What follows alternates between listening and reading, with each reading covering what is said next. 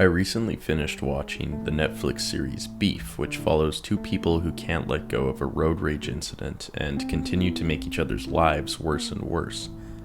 Throughout the series, the characters' inability to accept change, detach, and forgive drives them to ever-increasing levels of misery. Watching it, I found myself continually pleading for each of them to just let things go. But this is hypocritical. I struggle all the time with letting things go. Either I want to have something and desperately strive for it, or I'm terrified of something happening, so I do anything that I can to avoid it, spending most of my mental energy expecting the worst.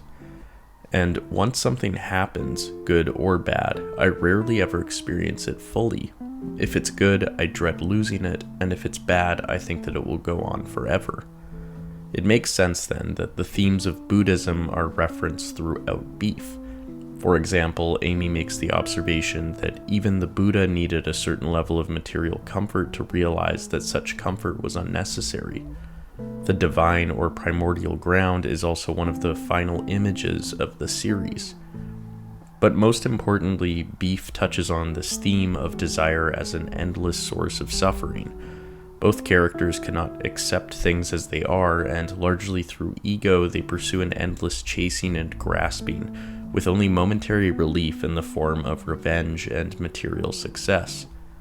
This is reflected in the Four Noble Truths laid out by the Buddha.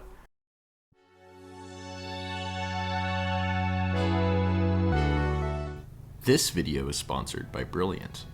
I'm a naturally curious person, and when I hear about certain topics, especially in science, I can end up pretty motivated to start learning about them. But other methods, like scouring Wikipedia articles or going through dusty textbooks, don't really sound that appealing. Thankfully, there's Brilliant.org, a fun and interactive way to learn math, science, and computer science. Brilliant has thousands of lessons, from foundational and advanced math to AI, data science, neural networks, and more, with new lessons added monthly. With Brilliant, you learn by doing, create programs with drag-and-drop coding, interact with charts and graphs, and play around with many stunning visualizations. I've been going through Brilliant's course on Einstein's theory of relativity. I've always found Einstein to be an interesting thinker, and I'm happy to have found a course that explains his complicated theories in such a simple and fun way. The examples were intuitive, and the exercises were very entertaining. To try everything Brilliant has to offer, all for free, for a full 30 days, visit brilliant.org/Sisyphus55. The first 200 of you will get 20% off Brilliant's annual premium subscription. Firstly, there is the universal truth of suffering. Life is, in default, kind of miserable. This is largely due to ignorance and grasping for things. Our ignorance leads us to believe that certain things will finally make us happy, by either attaining them or getting rid of them. This leads us to constantly grasp for them. Secondly, this grasping is both the cause and temporary refuge from this suffering. Time and time again, we are motivated to escape suffering and strive to attain our object of desire. And if we succeed, for a little bit, we are happy. But as time passes, we find new issues to complain about. We want more and more, or we discover imperfections. Advertising does a masterful job at constantly reminding us of that which we do not have. It has created a world that consistently reforms the conditions of suffering. Thirdly, the Buddha proposes that to end suffering is to end desire or attachment. In other words, true happiness does not come from finally getting what we want. It is rather learning that what we want will never really make us happy. Easier said than done, however. And eliminating all desire brings forth images of the isolated monk, zombie-like and with a cold stare, practically lifeless. Desire is seen as the fuel for making life interesting. And yes, desire can motivate one to take action, and in this sense, it is fine. But desire can quickly overtake the sort of peaceful happiness that comes from acceptance and mindfulness. What is the use of constantly striving if nothing ever fulfills you? Would life not be even more beautiful, impactful, and memorable if each moment was experienced fully and nothing was taken for granted. Fourthly, the Buddha proposes a path to achieve such an end to desire. This is the Noble Eightfold Path, composed of the following: right view, right resolve, right speech, right action, right livelihood, right effort, right mindfulness, and right concentration. This path is largely in the service of ending the ignorance that causes desire.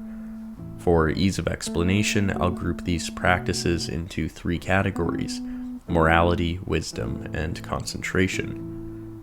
Firstly, there is wisdom, or understanding. For example, through understanding that greed or desire causes dissatisfaction, you begin to value generosity, or giving over getting. Amy in Beef rightly points out that everything changes and nothing lasts. This too is a sort of understanding that endlessly pursuing wealth just creates further complications. And for what? Temporary pleasure that one has more than another? It is through a greater awareness of dissatisfaction as arising from when we fail to accept the impermanent, unsatisfying, and selfless nature of all things where we can become wiser. Through mindfulness, we can sustain this awareness of the noble truths. Secondly, through wisdom, one can take action. Buddhism emphasizes putting thought into practice rather than merely meditating. One must live their faith. This is through cultivating right speech, right action, and right livelihood. In right speech, one must not gossip nor lie.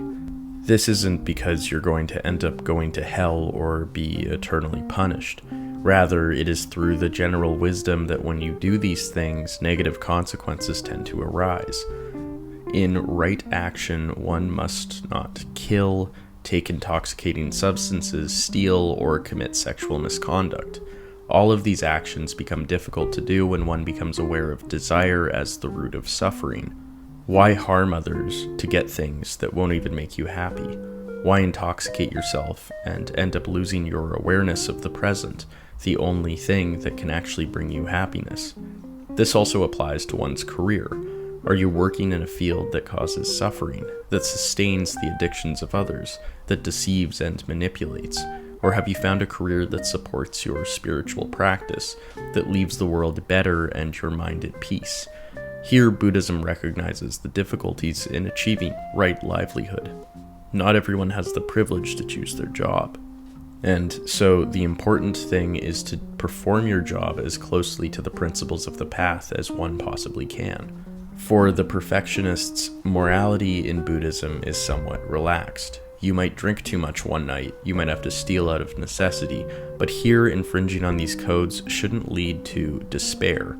Rather, one should simply use moments of weakness or blurred morality as times of reflection and mindfulness. And that is why the final category, concentration, is so important. You understand that outward change alone will not end your suffering. Up until this point, you have faked it, hoping to make it. But true enlightenment requires mastery of the mind through concentration. Despite good intentions, you might still have thoughts of greed, lust, delusion, or doubt. These thoughts can still trouble the mind even if you are living in accordance to the path in every other way. You need to apply persistent effort in terms of concentrating on the mind and maintaining a state of acceptance and tranquility.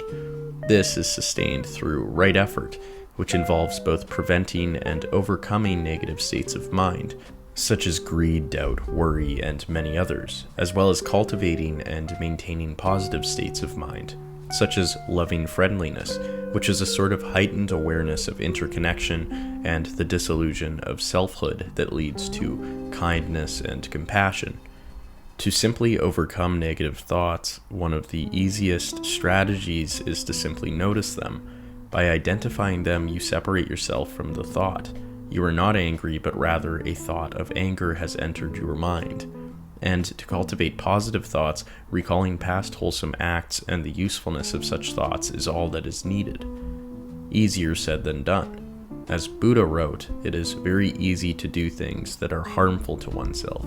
It is very difficult to do things that are beneficial to oneself. The path is incredibly difficult, and it is quite counter-cultural to a world of consumption and the romanticization of the pursuit and chase.